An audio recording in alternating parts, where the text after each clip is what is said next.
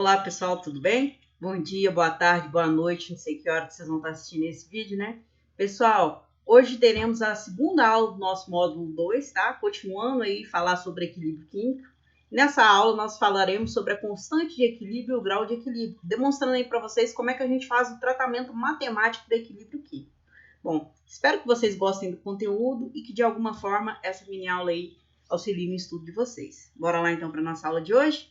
Bom, primeira pergunta, como interpretar matematicamente o equilíbrio químico? Bom, o equilíbrio químico, como a gente viu na aula passada, né, é um estado que é atingido numa reação reversível quando as velocidades da reação direta e inversa se tornam igual. E é possível, sim, fazer um tratamento matemático do equilíbrio químico, tá joia?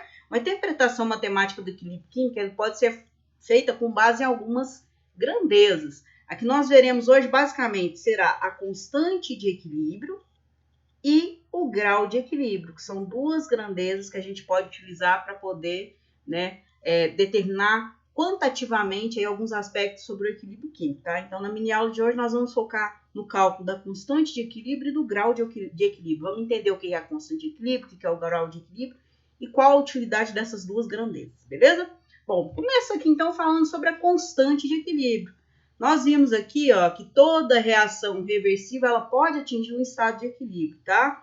E toda reação reversível envolvendo um estado de equilíbrio, ela pode ser expressa por uma constante que nós chamamos de constante de equilíbrio, ok? É K, ela é expressa por K. A constante de equilíbrio, ela pode ser calculada em função ou da concentração, né, dos reagentes e produtos, então ela vai receber o nome de Kc, ou então em função da pressão parcial de reagentes e produtos. Nesse caso, então, nós teremos o Kp.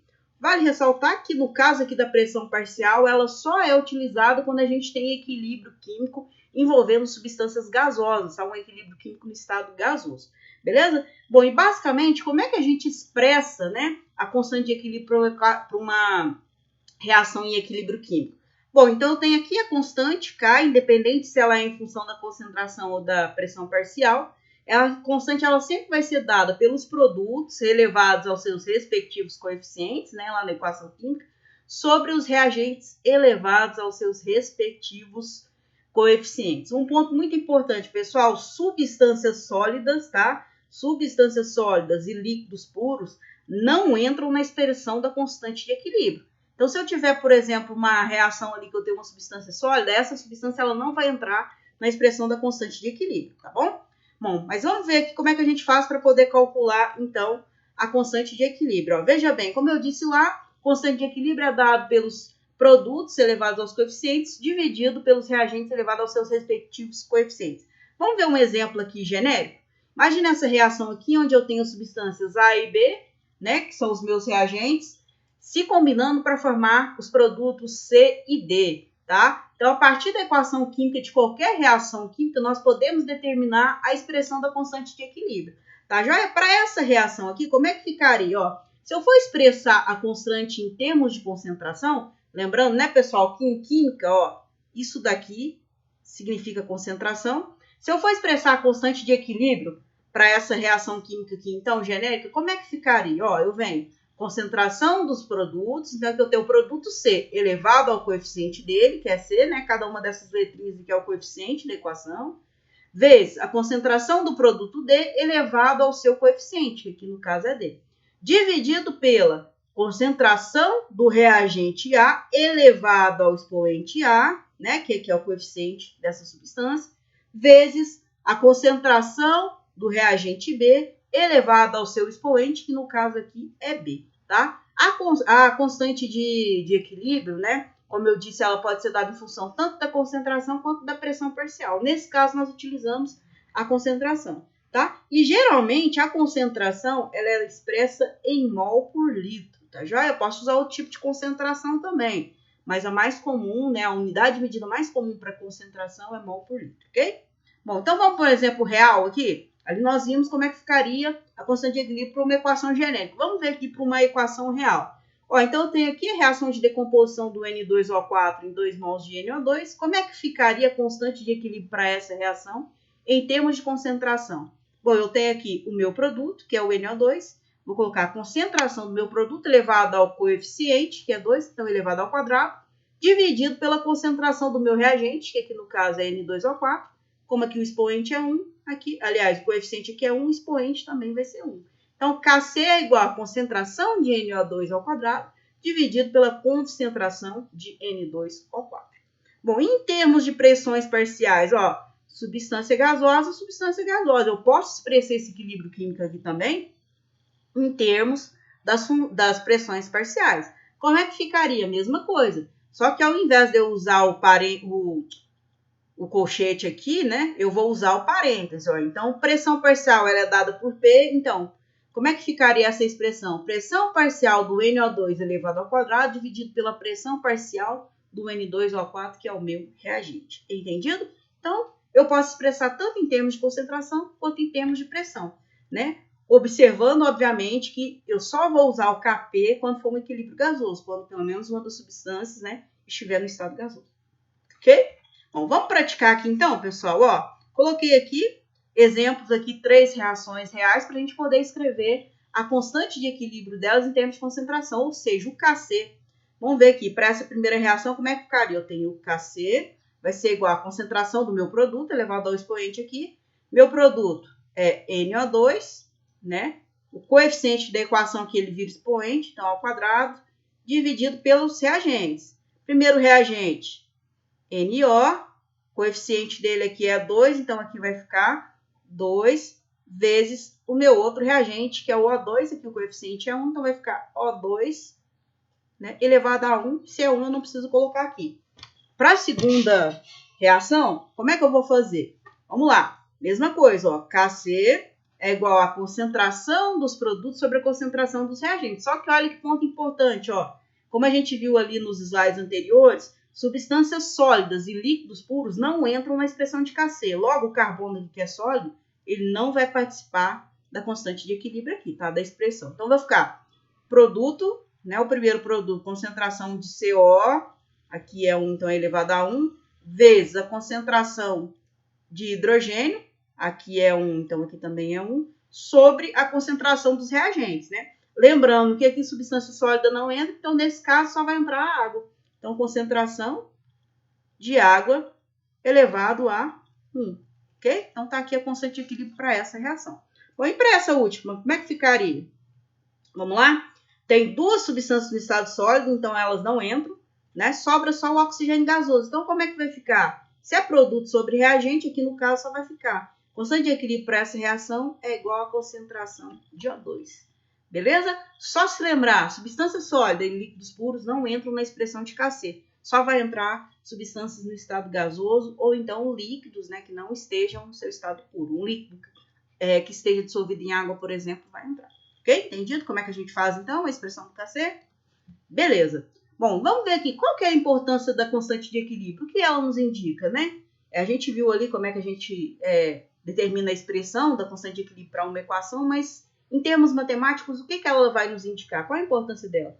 Pessoal, com base no valor de K, nós podemos tirar algumas conclusões importantes, tá? Sobre o equilíbrio químico. Primeiro, ó, calculei ali a constante de equilíbrio para uma reação química. Se o valor de K ele for menor que 1, ou seja, né, ele for 0, alguma coisa, ele for menor que 1, o que isso indica? Indica para a gente que aquele sistema em equilíbrio nós teremos uma concentração de reagentes maior do que a concentração dos produtos. Ou seja, aquela reação ali, né, se o K, a constante de equilíbrio dela for menor que 1, significa que o equilíbrio, ó, eu tenho aqui a reação direta, significa que a reação inversa ela é favorecida, ou seja, eu tenho mais reagentes sendo produzidos, tá, do que produtos. Então, a concentração dos reagentes é maior do que os produtos. Bom, e quando a constante é igual a 1? Aí não tem erro. Concentração de reagentes é igual à concentração dos produtos, já que K, né, ela é a razão entre os produtos sobre reagentes. Se dá 1, significa que são iguais, beleza? Bom, e quando K é maior que 1? Como é que faz? 1, alguma coisa, 10, 20, 40, 50. Isso vai nos indicar que a concentração de produto é maior que a concentração de reagente. Nesse caso, ó, considerando uma reação que ocorre no sentido direto e inverso, uma reação química para a qual nós observamos um valor de constante maior que 1, tá? Significa que a equação direta, a reação direta, ela é favorecida, ou seja, eu vou ter mais produtos do que reagente sendo formado. A concentração dos produtos vai ser maior do que a concentração dos reagentes. Beleza? Então vamos lá, ó. Quando K é menor que 1, nós dizemos que a reação inversa é favorecida. Quando K é maior que 1, nós dizemos que a reação direta é favorecida. Então, ó, K menor que 1, reação para lá é favorecida. K maior que 1, reação direta é favorecida. Se K for igual a 1, significa que a concentração de reagentes e produtos é igual, ok? Bom, vamos lá aqui então, ó. Para calcular, como que a gente faz para poder calcular a constante de equilíbrio, né? Nós vimos como é que a gente expressa a constante de equilíbrio, mas como é que se calcula? Para calcularmos a constante de equilíbrio, basta sabermos as concentrações, né?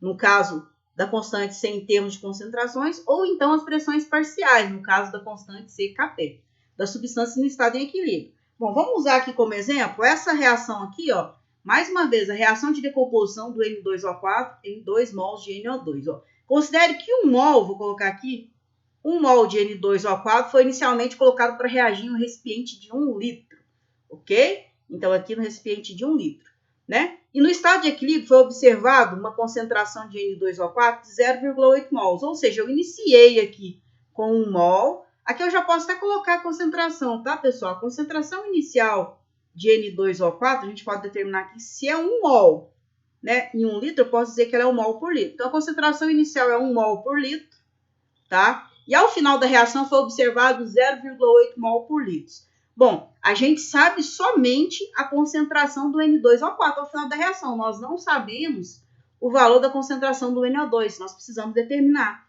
E um passo muito importante e útil para a gente determinar, né, a concentração de um outro componente da reação é utilizando esse quadro aqui, ó, esse quadro de reação. Tá? Então, aqui ele está perguntando qual o valor de Kc para esta reação.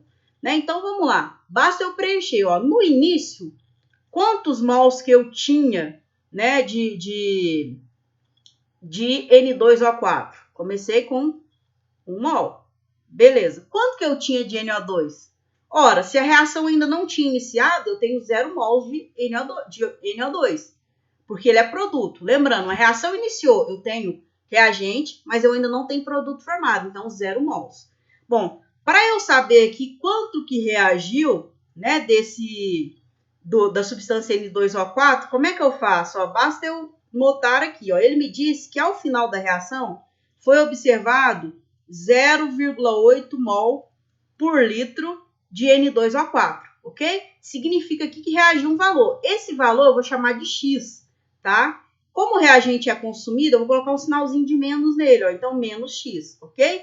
Bom, e no equilíbrio eu vou ter que X, né, vai ser igual a 1 menos 0,8. Ok, beleza. Aqui para os produtos, como é que eu vou observar? O início da reação não tem nada de produto, 0, tá? Reagiu quanto? Pessoal, tem que observar a estequiometria, ó. Se aqui reagiu 1 mol desse componente aqui, foram produzidos 2, já que eu tenho a proporção aqui de 1 mol para 2 de produtos. Então, aqui vai ficar mais 2x. Por que mais? Porque produto é formado. Reagente é consumido, eu uso menos. Produto é formado, eu uso mais. Por que é 2x? Bom, se aqui foi consumido x, quanto vai ser formado? 2x, já que eu tenho aqui o dobro, né, do que é consumido aqui. Beleza? Então, no equilíbrio, eu vou ter quanto aqui? Mais 2x. Bom, o que eu preciso fazer aqui é determinar o valor de x, tá, pessoal? Ó, eu vi aqui que o número inicial de mols de N2O4 foi quanto? 1 mol.